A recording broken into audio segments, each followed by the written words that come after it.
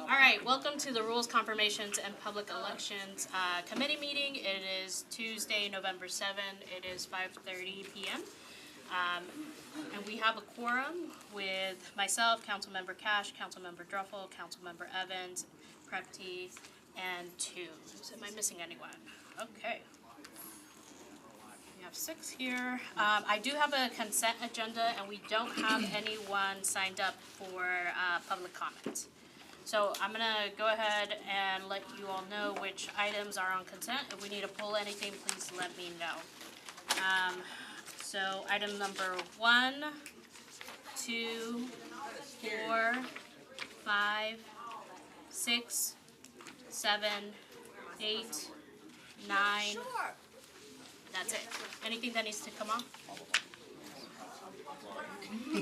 I've decided to remove Vice Chair Prepty. Can someone close the door, please? All right. I'm going to read the captions. So RS 2023-68 by Sepulveda approves the election of certain notaries public for Davidson County. RS 2023-92 by Druffel, Johnston, Nash, and others recommends the findings and proposals of the Youth's Career Exploration and Alignment Opportunities Task Force. Item RS 2023-94 by Bradford recognizes the Nashville Irish Music School and their accomplishments. RS 2023-95 by GAD recognizes the 150th anniversary of Westminster Presbyterian Church.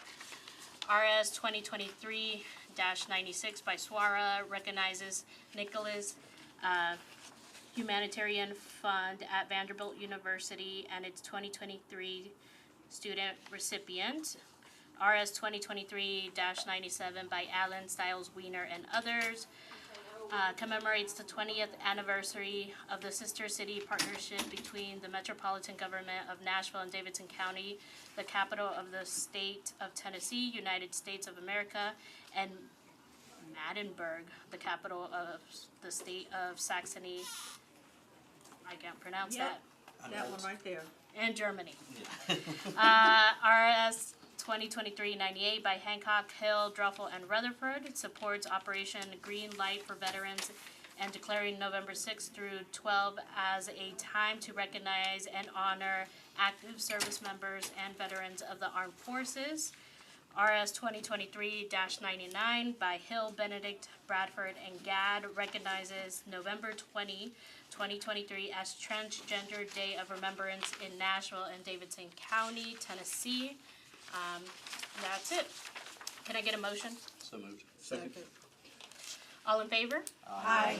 Any against? Any abstentions? All right, Councilmember Lee.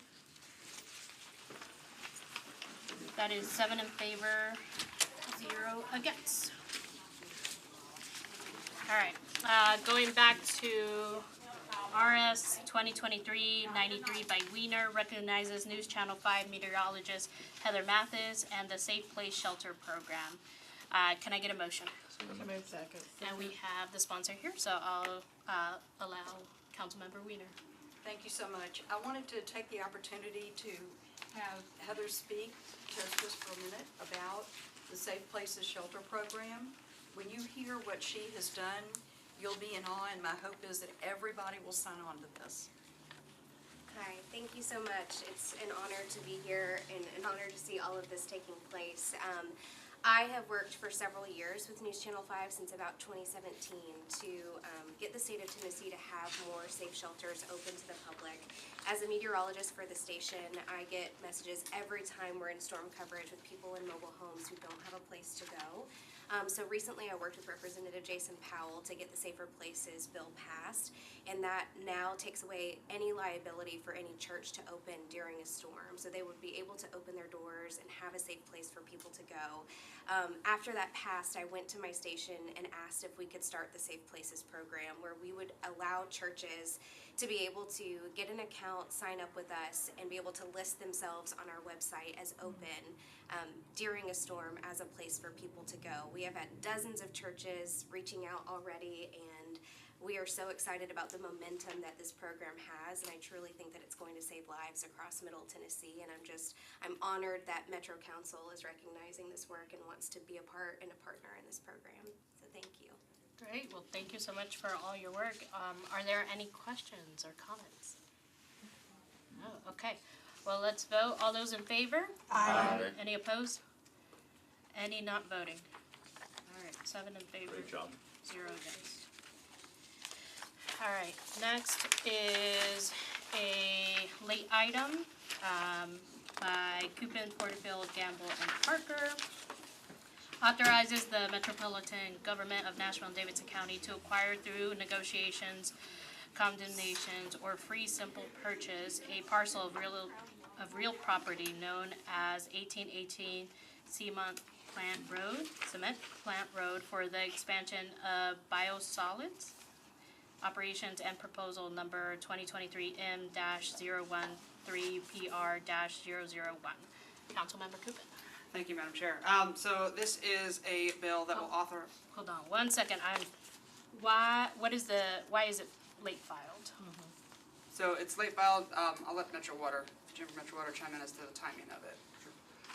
I'm Jim Snyder, Metro Water, and we have requested a late file to be able to purchase this parcel of land.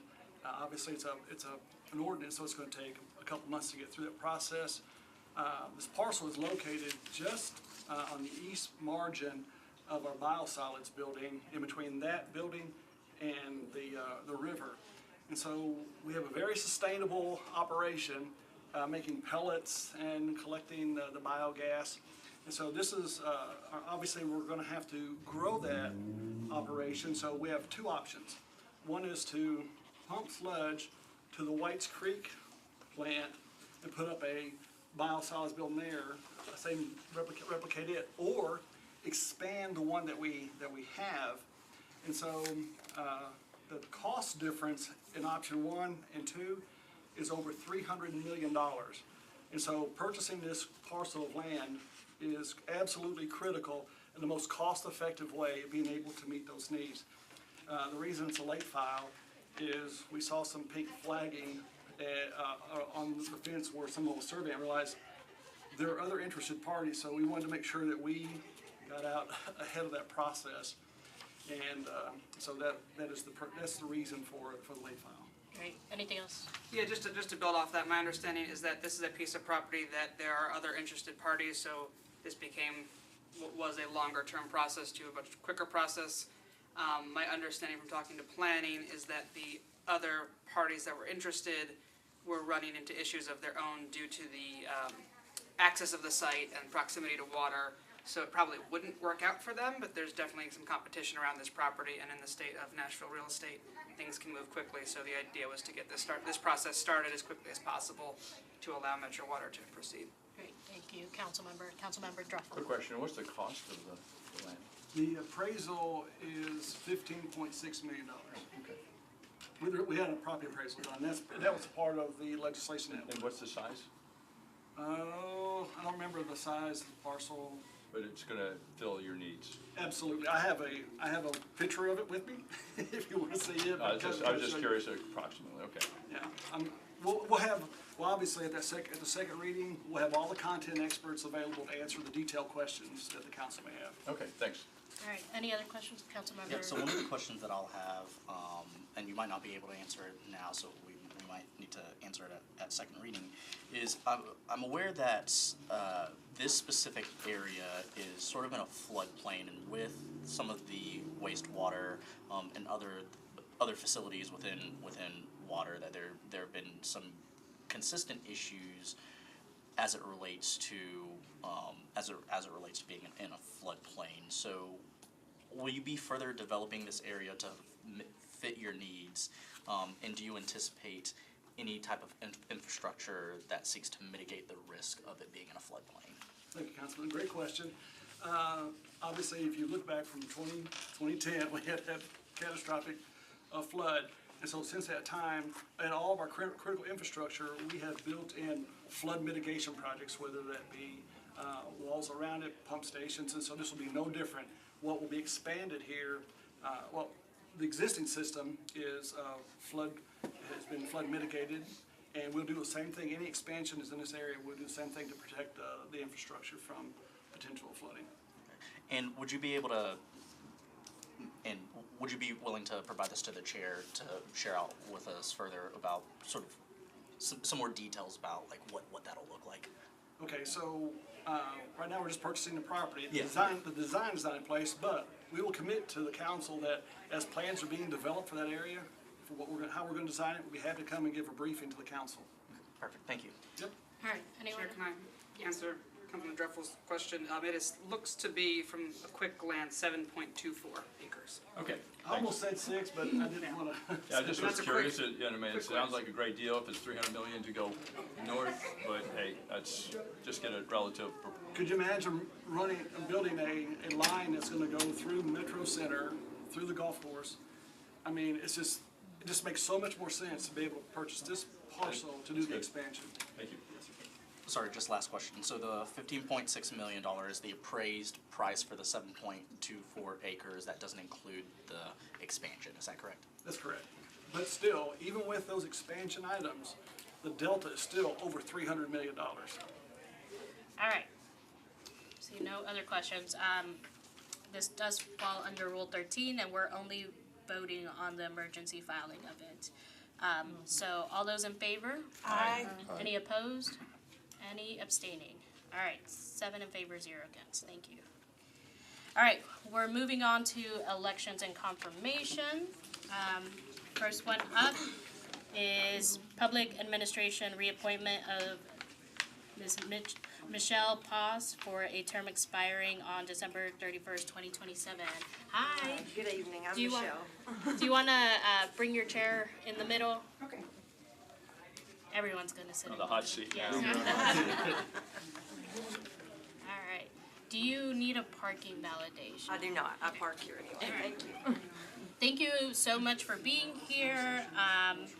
Do you currently live in Davidson County? Yes, Do you serve on any other boards and commissions besides the one you're being reappointed to? yes. Okay. Well, tell us a little bit about yourself and why you want to serve. I'm Michelle Paz. I'm entering my 26th year of practicing law. I am currently the public administrator. I have been in that position for 2 years. It's been my honor to serve the citizens of Metro and Davidson County, and I look forward to doing that again. It's an honor. It's an honor to work with families. Unfortunately, it's not the best time in their lives because they've had a loss of a loved one, but I feel like I've been able to do a good job, and I've had a lot of conflict in families, and somehow I'm able to bring a lot of them together. But it would be my honor to serve again. I'm the former co-chair of the Nashville Probate Committee. I serve on lots of professional committees and serve in lots of where I'm a mentor or I'm helping young lawyers. So I'm happy to answer any questions that you guys might have. Great. Is there any questions from the committee? No? Okay. All those in favor? Aye. Any opposed? Any abstaining?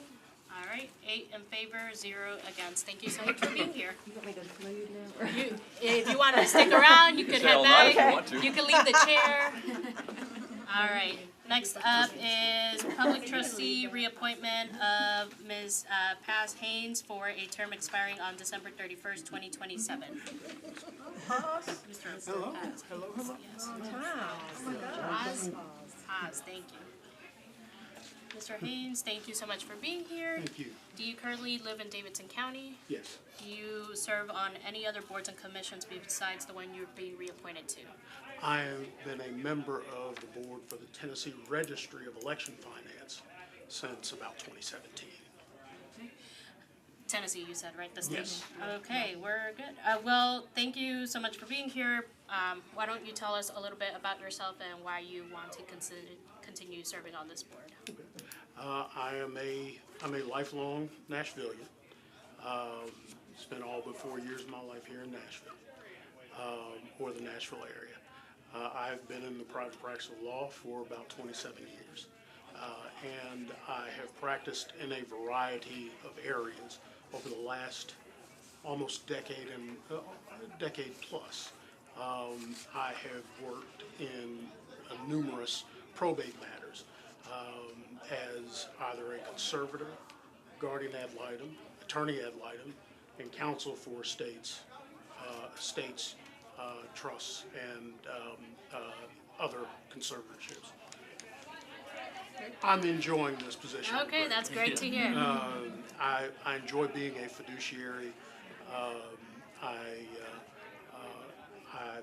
believe that it is fundamentally a caretaker position and involves the exercise of judgment based on experience. I'm grateful to serve and work, with and under the probate court with the super fiduciary, Judge Andrew Hendrick, who's right behind me. And I would like to continue this phase of my career as a fiduciary. Great, thank you so much. Are there any questions from committee members? No, great resume. All right, so let's take a vote. All those in favor? Aye. Any against? Any not voting? All right, 8 in Did we favor. actually do the motion? Do we need a motion for that? Yeah. You can take a motion if you'd like. Okay, you wanna make a motion? So I'll moved. second. All right, that's 8 in favor, 0 against. All right, thank you so much for being here. Do you need a parking validation? Nope. Okay. Next is the Sexually Oriented Business Licensing Board reappointment, Mr. Jonathan Richardson for a term expiring on October 10th, 2027. Madam Chair, he's still in traffic, so. Okay, we'll move it to the end of the agenda. All right, next is the Sexually Oriented Business Licensing Board reappointment of Dr. Ashley Wood for a term expiring on October 7th, 2027. All right, if you want to move your chair up. We gotta make sure an extra chair is in Yeah. here. They can be here. Do you need a parking validation? Yes, ma'am, I do. All right. There you go. Thank you. You're I welcome. appreciate that. Do you currently live in Davidson County? Yes, ma'am, I do.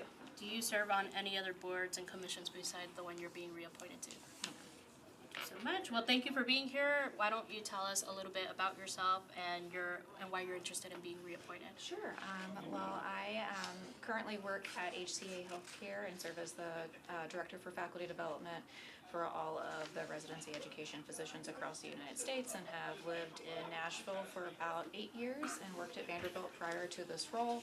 And so much of my work really entails training faculty physicians on professionalism, what to look for in medical situations, things of that nature. My nonprofit side, I serve as the Executive Vice President for the Junior League of Nashville, and much of my work has really been within the human trafficking, public awareness, and victim services space since joining the league, and that's kind of how I found my way onto this council.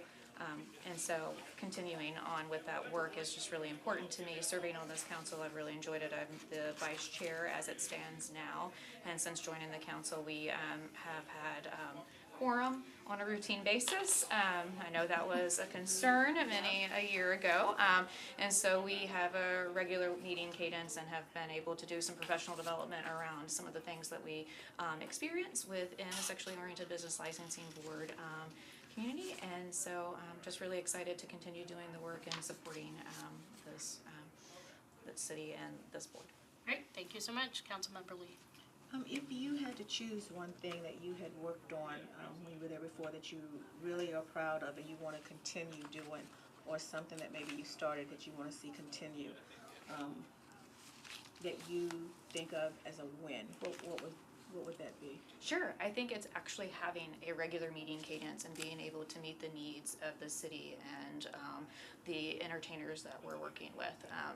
Being able to see them on a routine basis and serve them has been, I think, a real pride point for me, and I would like to see that continue. All right. Thank you. Any other questions? I have a question. So, it just occurred to me while you were talking that we kind of missed, I guess, an opportunity related to a special meeting that we had last week, about the Safe Bar program. So, are you all familiar with the Safe Bar program, with the licensing work that you do? Because it didn't even occur to me that, this is a population of people that probably should hear some of the information, coming from the Sexual Assault Center also. I'm familiar with it because I have a general interest in the area. I'm not sure about my other colleagues on the council, but I think it's a really nice opportunity for collaboration and synergy. So certainly, however we can facilitate that, I think it's a great win. Okay, may I connect with you afterward to connect you to the contact at Of Sexual course. Assault? Okay, perfect, Yes, thank you. absolutely. That would be wonderful. Thank you. Okay, thank you. Any other questions? Move approval. All right. Second. All those in favor? Aye. Any opposed? Any not voting? All right, 7 in favor, 1 not voting. Thank you. I appreciate y'all. Thank you so much. Next is, well, that was this week. How are you? I know. Is that, okay. We'll go back to Mr. Jonathan Richardson for the Sexually Oriented Business Licensing Board reappointment for a term expiring on October 10th. Yes. Better walk right in. That's supposed to in the front row. All right, very good. Hi, how's everybody? Hi, thank you for being here. Do you need a parking validation? I think I got a little blue ticket. Then you got it. All right.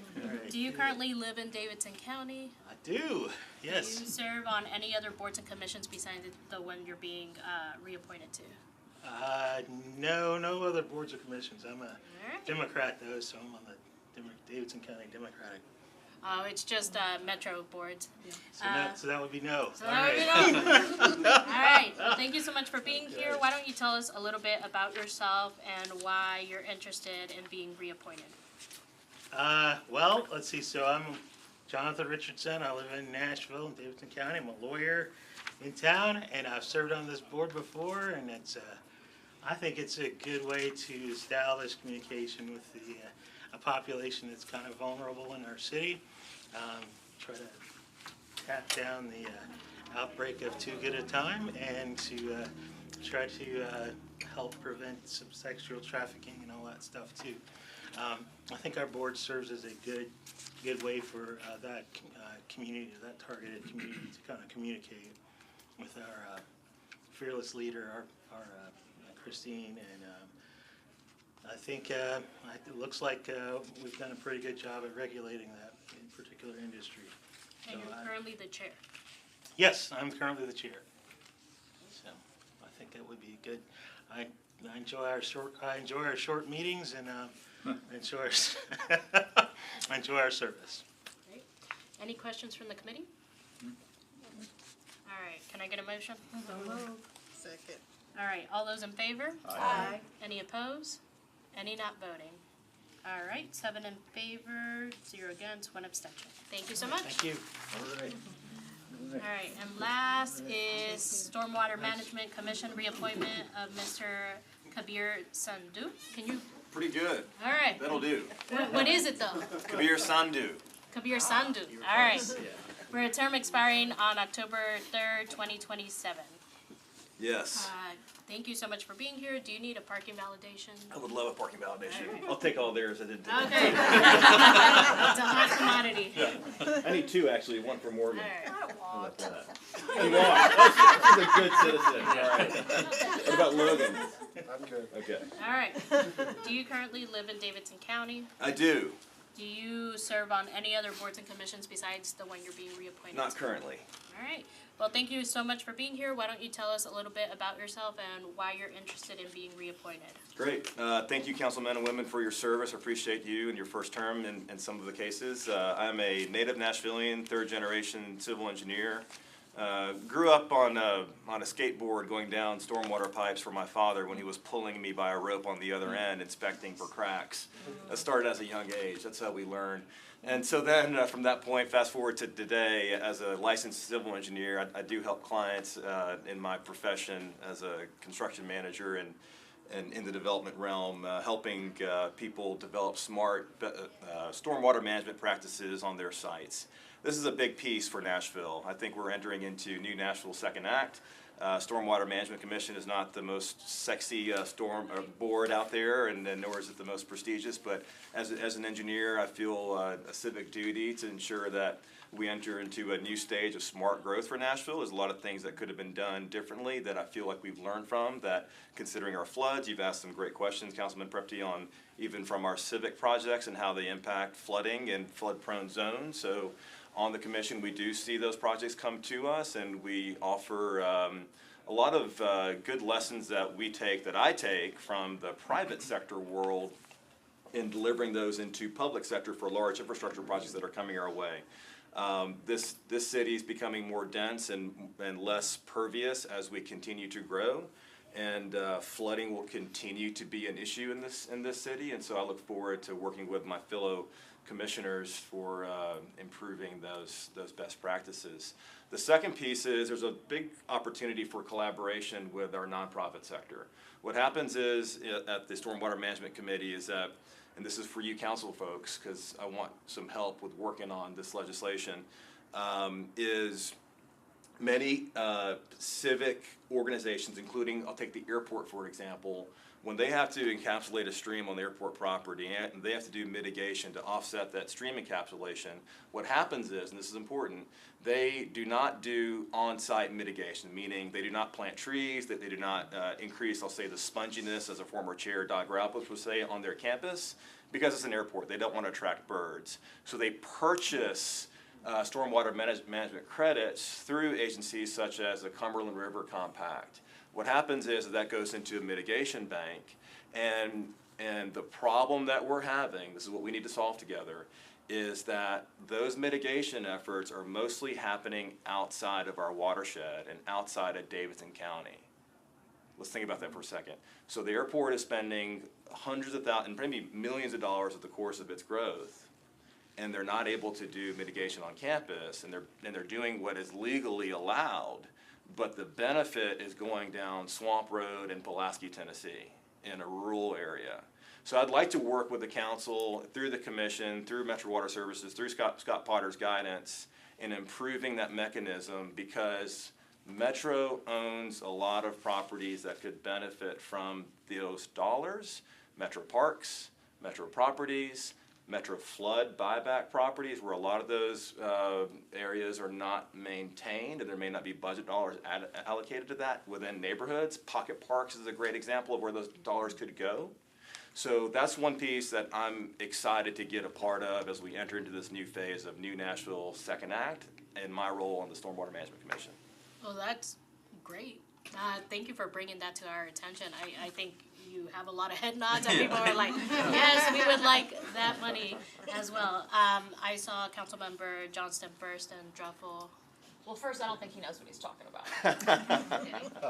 So I'd be glad to help you with that. So I've dealt with the flood in 2021. It was not only my district, but definitely hit the hardest in 26. And so we're dealing with those buybacks and some challenges with money because of FEMA, and then there's the USAS funds that have a limit and whatever. So that could be helpful. So I'm happy to help it in as much as I can. Yes.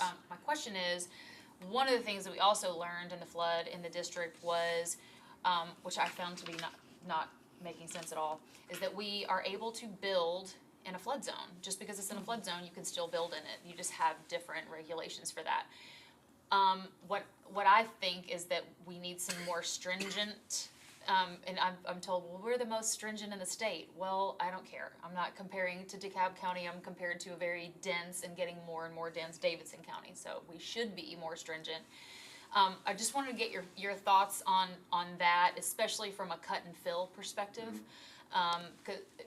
I'll let you elaborate because you know what I'm talking about. Okay, this is good. This is a very important topic. This is what comes in front of the commission every time we meet, and most of the cases that we see are buffer disturbances to streams or to wetlands or any water resource. There's a Zone 1 buffer and there's a Zone 2 buffer, and those are dependent on the watershed in which feeds that stream. So that Zone 1 buffer might be 25 feet from the bank, and then the Zone 2 buffer might be 50 feet. Zone 1 is a no-touch. Zone 2 is you can touch, you can develop with certain pieces if you offset correctly to mitigate those impacts. I think that the Metro Water Services stormwater guidelines provide a great basis for developing within certain floodplains, whether it's the 100-year, the 500-year, and things of that nature. All of, essentially, or most of the East Bank is going to come before the committee, and we're going to have to resolve those issues that way through that process. But I think that Nashville, to answer your question, has a real opportunity to maybe expand upon some of those best management practices that have worked well, not just in our state, not just nationally, but globally, to make up for the limited amount of land that is developable, which we are seeing more and more cases coming from the committee that are challenging sites that are within the floodplain or within the buffer that require a creative solution to not impact someone downstream or adjacent to. So that's the piece. It's hard to answer that question with a specific because every case is different, but I think you know, these are situations where we can learn from, for example, I'll give you one to close it out, the Mississippi River watershed. I mean, that floodplain goes miles across developed land, okay? Nashville Metro Water Services guidelines are stringent, they are strict, but if they can manage the Mississippi River watershed effectively, and it extends, again, you know, several feet more than what we deal with on Cumberland, I think we can learn from how other areas have handled their growth in a way that translates to site-specific solutions that we see in front of the committee. So that's a roundabout way of answering your question, but not really answering it exactly to what you're saying to your specific pieces. Your answer was sort of yes, so it was just a long yes. Yeah. I think, but also adding in some accountability and enforcement, because when we have site visits from when you have a site plan that's approved and something's a little off, there's not a whole lot that they can. What I've seen anyway is just it's really hard to have any kind of enforcement around, well, you cut more, you know. Yep. So just being able to make everyone do the right thing. And there's a balance to the enforcement and then also improving. And the improvement piece that I was digging in on is related to state-owned property or metro-owned property that is within those neighborhoods that we can, I'm going to just use the word sponginess, increase the sponginess of those sites to offset those types of denser developments that are happening. Great. Yeah, you mentioned the density and the infill and the impervious surface increase in our districts just double or triple. Have you thought through, being the engineer, what are some of the potential top-line solutions that you're thinking, or had you thought that through? A lot of it is related to storage and slow release. Okay, so this city, at least within the urban core, has a combination storm and sewer system. It has not been upsized in decades, and it is just about at its capacity. That's at its core. The downtown core itself could use a benefit from improved storage and slow release systems such as bioretention. Outside of our core, it goes to a true storm water and sewer system that is separated. The biggest problem that we see in those areas outside of the urban core is not related to commercial development. Commercial development requires an extensive grading permit process where these stormwater management practices are required by code and they're reviewed by Logan and his team. A lot of what we see, related to your question, is related to residential infill. Right, absolutely. Right. And so I know that the planning department has been working with Metro Water Services staff to look at how we allow that density without appropriate stormwater mitigation. You don't have to have a grading permit essentially at the same level on a residential project than you do a commercial project. Right. So I think it's time for us to start doing that. I think a lot of it also has to do with what we allow private developers to do on the residential side, to come in and clear cut our tree canopies without any real guidance to what they can and can't do. So what's happening is we're losing a lot of the natural attributes that help with absorption by not having any restrictions to coming in and just clear cutting all the trees and those pieces that have that. So if I were to summarize, we're outdated in our infill. It's time to update them. regulations. Yeah. Okay, okay, thank you. All right, we're gonna Yeah. go Prep T, then Evans, then we're cutting it off because we still have to finish, and you're a very, very Talkative. popular man. I wasn't saying talkative, popular. You're saying a lot of important things that many of us weren't aware of. So we appreciate that. Thank you. Councilmember Prep T. He's answered all my questions, so. Okay, so I brought residents to the Stormwater Committee meeting before for an infill or a variance for wetlands. And so that was my first time being there, but one of the things you were asking kind of this group for help and others for help about, you know, kind of improving things. But like one of the I think my biggest frustrations, and maybe there's an avenue through your committee, is to how to escalate basically council member concerns around water issues when it seems like there's not an easy solution across different aspects of Metro water and departments. And I'll give you an example. You were talking about clear cutting an entire area that happened in my district, and essentially my entire first term was spent trying to coordinate like how could we manage through like all the water issues, and it was very complicated. It involved many different people with Metro Water, but it got to the point, like it took forever to get to the point, no offense to anybody at Metro Water who were all awesome, but I didn't have an avenue or a path to go to any other independent group and go, this is the problem we're having. How can we coalesce resources around figuring out what the solution is and kind of holding the developer accountable and everybody else? And so, you know, it was one of those, every time it rained, I was like, I'm getting 50 calls about the flooding. And so anyway, I just am putting that bug in your ear to think through, like, is there a pathway to connect council to your committee and it not just be kind of on the development side and that focus? Let me give you your secret weapon. Your secret weapon is a fellow by the name of Steve Michaud. Yes, he was Yeah, involved. he's good. And sometimes though, he's got a lot on his plate, and sometimes, I don't know, I feel like we need to kind of like bring it forward, because the issues that we're experiencing in isolation are driving some of the things I think that you're talking about. The case that you just described is exactly what he gets charged up with helping with.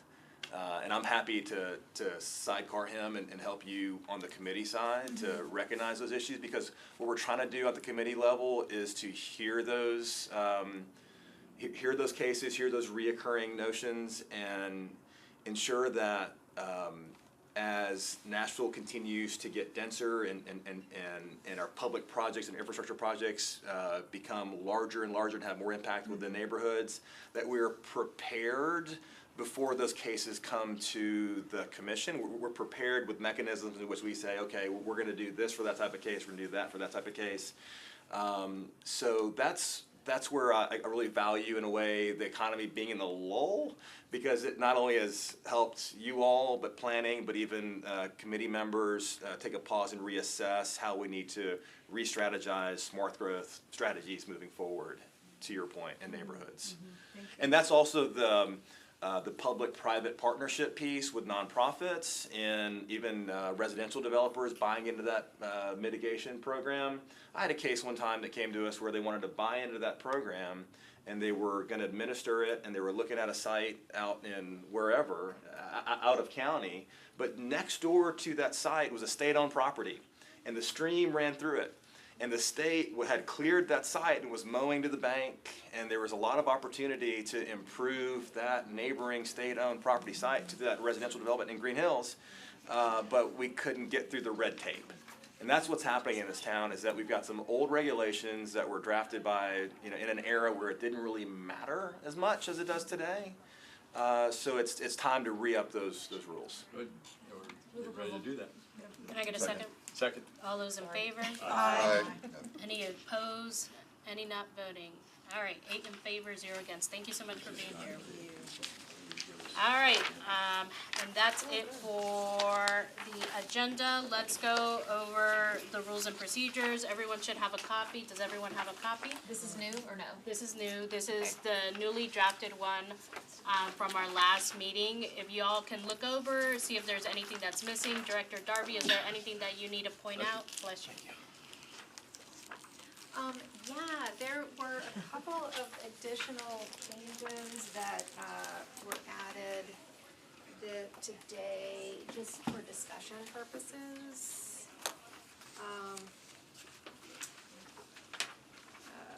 If you'll give me a second to peruse through, or if Vice Mayor, if you want to. I appreciate the opportunity to attend the committee last time, so thank you, colleagues, for that. And then I did meet with Margaret this morning, just to make a few small suggestions that I thought were in keeping with your previous discussions. And so, Margaret, I may not work from this new, or do you want to? Yeah, I'm just kind of like perusing through to see what we are offering up. Rule number 12. This is kind of in the housekeeping function. Instead of saying honorarium, it says honorary, and making that change throughout that rule. Colleagues, if I could just share why I did that, because we refer to honorary resolutions, memorial resolutions, congratulatory resolutions, and we're kind of just all over the place, and they are all honorary resolutions by type, and there are memorializing, and there are congratulatory. And we've just been using a lot of different vocabulary for them, and I just thought we could clarify at this time. That makes sense to me. Any comments on that? All right, I think we're all good with that one. You have a question? Yeah, or do you wanna keep going through? I just have. Is it the question on 12? No. It's a whole different topic. What number is it? That's why I need to ask the question. Okay, go ahead, ask the question. So we had talked about creating consent agendas, and we were talking specifically about those planning, the zoning bills that we, especially on public hearing. And so I think I remember us saying that someone was gonna go and look at how the planning commission handles that and how they handle deferrals in a chunk regardless of how long they're deferring. Is it a one meeting? Is it 3 months? Who cares? They handle that in chunks, and it's really pretty expeditious. Along with nobody's here to speak, we're moving it along, whatever. Did we elbow down on that to get those efficiencies possibly put into place? Yeah, we've looked at it a little bit. I think I was probably looking at it more from the perspective of how they notice things on their agenda as being on a consent agenda, and they have a very specific way that they include that language in there. They also go on to say things like, this item is eligible for consent if nobody from the public is here to speak on it, and nobody pulls it off, then it'll be considered on consent and it will not receive a public hearing. We don't, I think that we need to go through the process of the public hearing for each one of the public hearing items to offer it to be opened for public hearing to see if people are there to speak, because we don't have people sign up in advance for our zoning public hearings. It's just you can stand up and speak if you walk in the room and want to talk about it, or even if you think about it while you're sitting there. And is that not something we want to possibly change? I mean, we have to sign up for every other public hearing or public comment, so why would it not be appropriate to do that in this instance? I would be happy to draft some rule change to require a sign up in advance if that's what the. And it can always be pulled off. Say somebody shows up and says, "Oh, Council Lady." What's the point at that point? Well, because I think that's rarely going to happen. If it's on consent and someone decides at the last minute that Council Lady Toombs is doing this and it would have been on consent, they can go to her and say, "Hey, I'm here. I want to speak on it." Or I mean, they can communicate to somebody. I just don't think it's going to happen that often. Councilmember Toombs. For planning commission, folks submit comments in advance, but if they're speaking, they just go through the agenda and say if there's anybody who wants to speak on this or anybody against this, and folks raise their hand in the audience. So they're not signing up in advance to speak. I feel like I've signed up in advance. Speak over there. But I'm happy to look at that and see about drafting a specific rule to have people sign up or not. But if someone shows up, they could still speak. Yeah, just like at the planning commission, because she's right. When they show up, they go through it and they say, "This is what we have on our proposed consent agenda. Is anybody here for item 1, item 2, item 3, item 4, item whatever?" And if somebody raises their hand, they say, "Okay, great." If not, it stays on consent, and they do it all the way through. And it's really easy and quick. I'll have to spend a little more time looking at it, but I'm happy to draft up a proposed rule on that front if that's something that we can do. It works beautifully. Yeah, if you will do that, I think that'd be helpful. All right. We're all good with that one? Director Darby?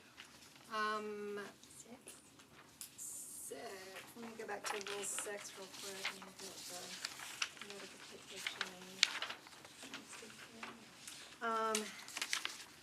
6, there's a highlighted portion in 6, and the idea here is to consider that for removal, primarily because all legislation is eligible for deferrals, regardless of whether a council member has made a request before Thursday, before the meeting.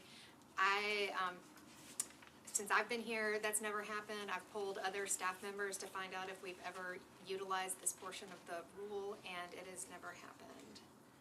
Colleagues, So- the reason I brought it to Margaret's attention this morning, and it's a may clause, it's not a shall, but I just felt that it perhaps created confusion and overly constrained us. I think I, as a member of the body, sometimes felt, whether the administration or otherwise, please submit your questions by this time, and then it was a little bit like, well, we didn't get your question. We can always defer if we feel the answers of a department are insufficient. As a courtesy, yes, if there's a kind of big question, the committee chair might want to get in front of that. But it's incumbent upon the department and their representative to understand what the questions will be, to come to committee prepared. And so I think by formalizing this into the rules, we're kind of setting ourselves up for, to Margaret's point, we've never really used it, but I think at the start of a new term, if one were to read this, I think one might presume that, via the committee chair. I mean, it's not bad to direct major questions to your committee chair and for that committee chair to confer with the department and get prepared for the committee, but I just didn't think we needed to overly formalize it, colleagues. And so my suggestion was, all things remain the same. If you feel the department's response is insufficient, they haven't answered your questions, we can and should move a deferral, and we should use the power of deferral.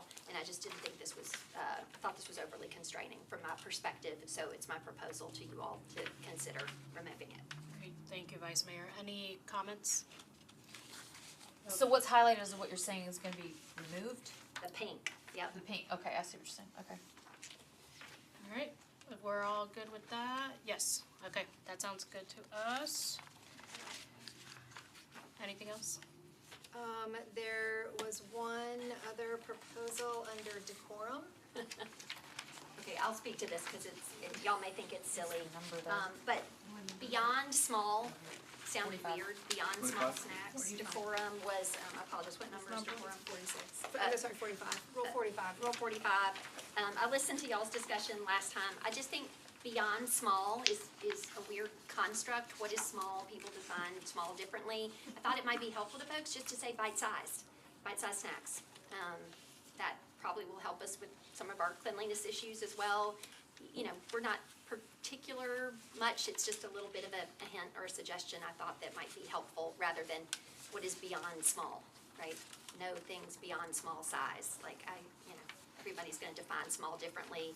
Bite size seems slightly more definitive. I just propose it to you as a kind of awkward and weird little suggestion that might be helpful. Thank you, Vice Mayor. Councilmember Johnston. Have we also, I agree with that, and that's fine, have we also, figured out logistically how we're going to place more trash cans in the area so that they have the opportunity to put it in the trash can and not on the floor? We have discussed that with staff. We can pull some more in. Okay, I know that's not a rule, but yeah, we need more trash cans, okay. All right, any other comments? I think we're good with the small bites, Vice Mayor. Yes, we got a lot of small bites in there now, so. Bite size, my bad. Yeah. All right, anything else? That was all the Okay. things that are in these rules that were not discussed at the last meeting in this proposal. All right, so that is everything that is new. Is there anything else that we are missing that we need to discuss? Okay, so Director Darby, can we go ahead and present this to the council and bring it before them? Yes, what I would propose that we do is, and this is something that I have mentioned since the inception of this process, and that is, I want to go through and not renumber the large rules, but I want to add a numbering section to each of the paragraphs. so that it's easy to make reference to, Good idea. you know, Rule 1.2 or Yeah. Rule 1.3, something like better. that. It's easier to reference. And once I have that done, and I also want to look at a clean version without all the red lines and have a couple of eyes in my office do some proofreading, I'll get a clean version out to everybody with a comparison version. That'd be great. If you could send that to the committee, and if we get any responses, then just making that cleanup, but besides that, just sending it for the body. Councilmember Johnson, hold on. As well as the proposed rule change, if we can try to sync up with how the planning commission, because I do think that that would be a huge efficiency bonus in the right way. Councilmember Druffel. Just a little thing, can you make it bigger type possibly for us? It will, once I it try to get doesn't, mine. once it doesn't have all the little comments on the side, it'll be back to regular font size. Yeah, it's probably 8 or something, or maybe 6. It's really small right now because it has all those little bubbles for the comments so that you Okay. can see what. It just would be easier to then go through. Thank you. All right. That is it for the Rules Committee unless there's anything else. Does anyone motion to adjourn? Seconded. All right. We are adjourned. Thank you so much. Thank you, Madam Chair. Really?